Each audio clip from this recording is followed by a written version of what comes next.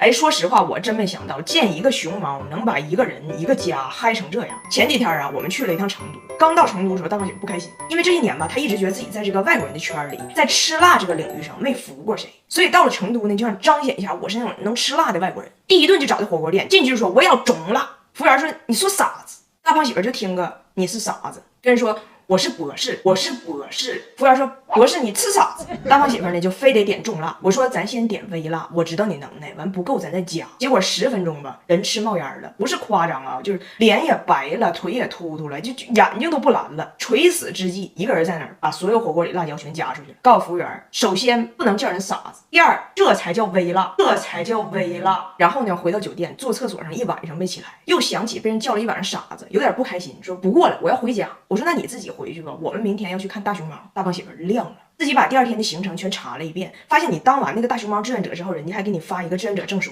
嫌自己已有的照片里仪容仪表不好看，还特地找了当地一照相馆去照的证件照，自己收拾的体体面面，准备穿西装去，还说他要携夫人会见大熊猫。你也收拾收拾。我说那被挟的夫人我就用红光美容仪打个脸吧。他添加了4重矩阵光波，把胶原搞上去，嫩嫩的去看大熊猫。到了熊猫园，我毫不夸张啊，大胖媳妇跟他妈、他爸、他大姨、他大姨夫、他爸的弟媳妇和弟媳妇他姐，还有他一个印度的朋友，就熊猫园开启了实况转播，直播上了。我说哎呦我的妈，我都没见过你家人这么全呢。大胖媳妇说，就我小姨14年前去世了，但是我感觉她今天也在。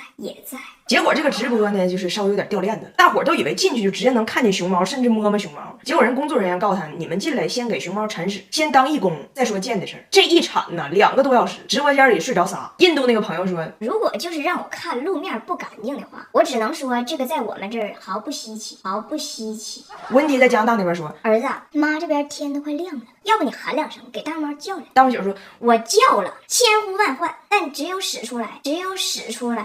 最后能过了3、4个小时吧，终于见到了大熊猫。五湖四海的人在群里被唤醒，被沸腾了。就在大胖媳妇无限接近大熊猫那一刻，因为地上有水，熊猫啪嚓家一抖，甩了大胖媳妇和赛奥达一脸黄水，亲密接触就结束了。我以为他俩会有些许失望，但人爷俩回家3天没洗脸。回家之后呢，后劲儿更大，首先把自己社交软件的头像给换了，最以前头像是和成龙，后来换成了拿铁，现在换成了熊猫。妈，你咋晒脸皮都干巴了？哎，你都出纹路了，也整一下子。记住啊，从下巴往上戴，那眼睛就不容易有压痕。贼省心，4重矩阵光波，安全维稳抗老，一代休息10分钟。我能想到最浪漫的事就是咱俩一起慢慢抗老。然后那天的结束啊，有3位导游作证。从熊猫园出来以后呢，路边有个老太太放个大扁担，搁那卖那个熊猫园的纪念品。大胖姐就去问去了，是个熊猫钥匙链。老太太说10块钱仨。她大姨在直播间说，我们都买，多买，问他能不能便宜点。大胖姐说，看我的，我去谈。然后拿手机跟人老太太说，这些人啊都要你这个熊猫钥匙链，我至少买8个，你便宜点。老太太说，你要是多买的话，我最优惠的价呢就是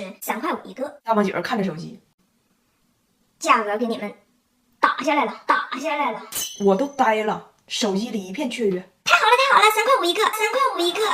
哎，你能想象吗？就他看个欧洲杯能把球服买错了，英国对意大利人买了巴萨的，而且本来不看足球，为了装男人硬看，结果10分钟睡着了。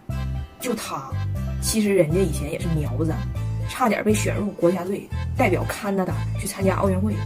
这加拿大吧，他选苗子为国家争光这个程序跟咱不太一样，就是他们不是组织找苗子选你练你，得是苗子自己把自己先练好，然后去找组织，就是给人感觉就是你爱争不争，就不管你多大天赋，你哪怕你是哪吒，你出生的时候是滑旱冰出来的，那人家也不主动找你。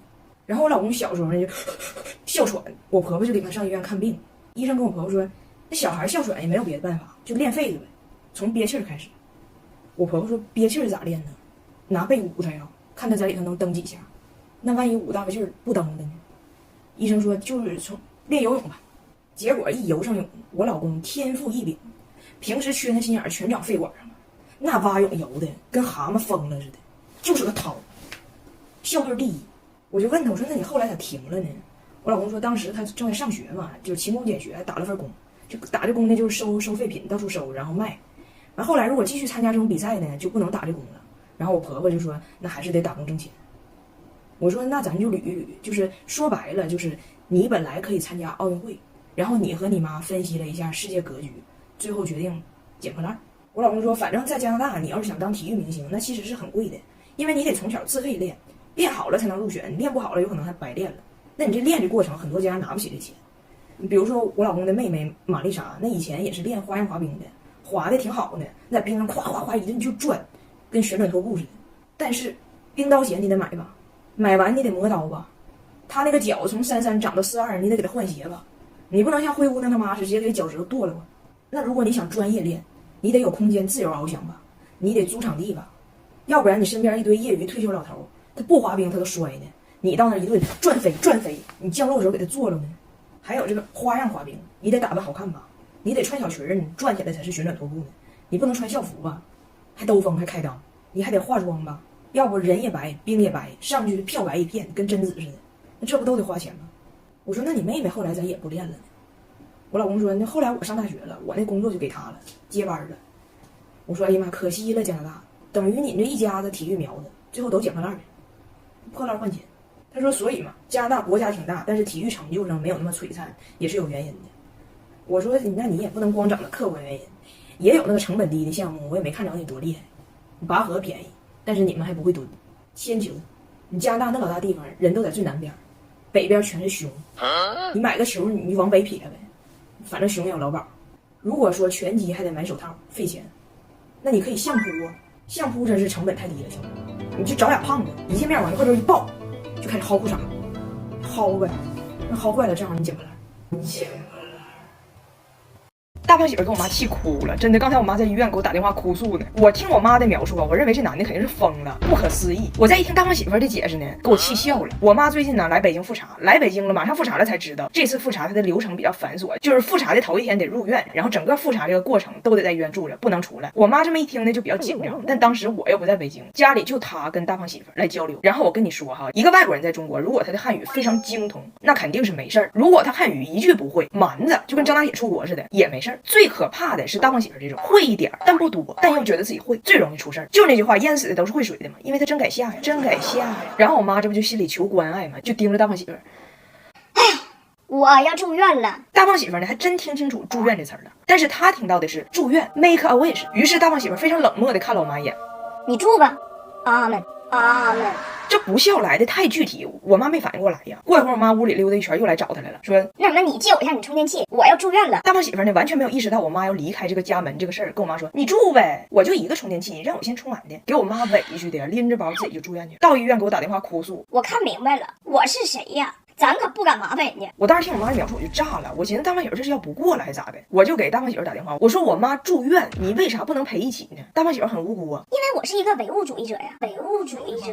我妈住院我也不陪，我就不是很相信祈祷这些玩意儿。她还挺有理呢，还跟我说，哎，对了，咱妈挺诡异呀，晚上跟我说要去祈祷，到现在没回来，要不我出去找找吧，是不是信什么邪教了？你说？然后我回来就得领着这个惹事儿的老公去医院赔罪嘛。买的东西带着充电器，还带了秀丽可 AGE 面霜，这面霜我用的特别好，不止30%高浓玻色因，还能抗胶原糖化流失，给我妈送去美美容抗老，气儿能消不老少。去看我妈之前，我这不就带着大胖媳妇还有孩子去给我妈买东西吗？我去楼上买点毛巾牙刷啥的，我就告大胖媳妇在楼下买点补品，然后分头行动。当时哈我就多了个心眼，我让我同事跟着他，我说万一你姐夫又出梗了，你都帮我记下。这个男人他就从来不让我失望啊。5分钟，我同事给我打电话，姐你快下来，姐夫在农贸市场畅聊哲学，还扬言要打造山东。你问他那有人参不？你有燃烧吗？喝完。燃烧，你的燃烧怎么样？晚上怎么样是吧？晚上还行不？你的燃烧长吗？长。你的燃烧从哪来？从长白山，东北长白山。我的媳妇东北。喜欢东北啊，喜欢东北。你管他叫山东打造。我要打造山东。可以啊，山东不错是吧？我也打造山东。你好，你我也打造山东不错。你只是一个英语老师，你为什么要打